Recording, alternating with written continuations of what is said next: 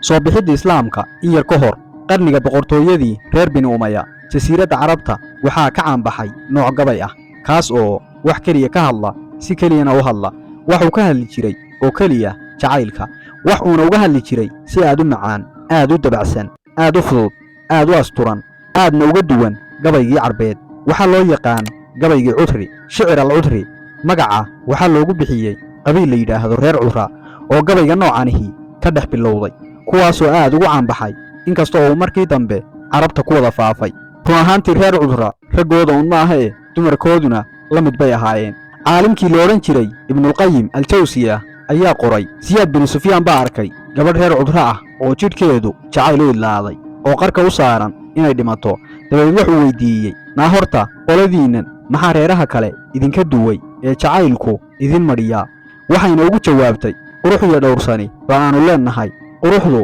dhowrsani bayna siisaa dhowrsaniduna qalbinugayl bayna dhaxal siisaa dabadeed caashaq baana laaya oo indha aan idinka idinku oolin baanu waxaydaan arkayn ku aragnaa arrintu waxay gaadhay reerka in lagu naanayso reerka jacaylka u dhinta gabaygii cudri iyo qofka tiriya waxaa lagu yaqiin dabeecado badan oo aan carabta dhaqan u ahayn wuxuu ahaa jacayl xaddhaaf ah oo qofka uu ku dhacaa u waasho ama uu dhinto wuxuu ahaa jacayl qofka qabaa qofka uu jeclaado isku koobo inuu helo iyo inuu waayaba oo qof kale eegi waayo wuxuu ahaa nooc jacayl ah oo ahaantiisa macno u leh qofkuna xanuunka ku raaxaysto halkii inuu ka raysto isku day lahaa wuxuu ahaa gabay asturan oo ninku marka uu gabadha sifaynayo aanu jidhkeeda kala dhigdhigin dareenkana qaawin sidii carabtu samayn jirtay waxa uu ahaa jacayl ninku gabadha diiday ama loo diiday uuna haddana marnaba iyada iyo reerkooda colaadin ee maamuuso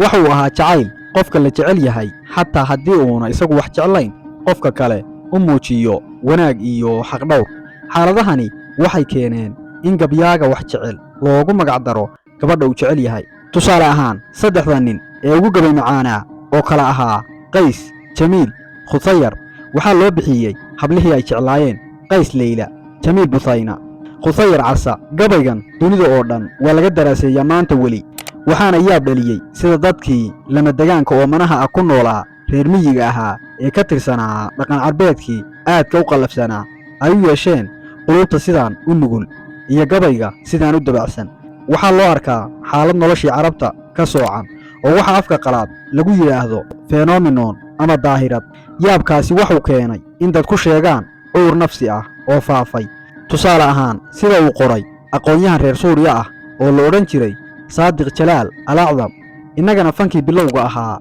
ee aynu u bixinnay qaraami run ahaantii wuxuu ahaa wax ka soocan dhaqankii sooyaalka ahaa ee soomaalida dadkii geeljiraha iyo dagaalyahanka ahaa ee sida libaaxa duurgalka ahaa ee sida waraabaha adkaysiga badnaa mar keliya ayaa quluubtooda naxariisi ka soo afrogantay oo halbowlaha dhiig ka soo burqaday qaraamigu wuxuu ka soo bilowday maansadii cilmi boodhari waxayna ahayd xaalad gaar ah fenomenon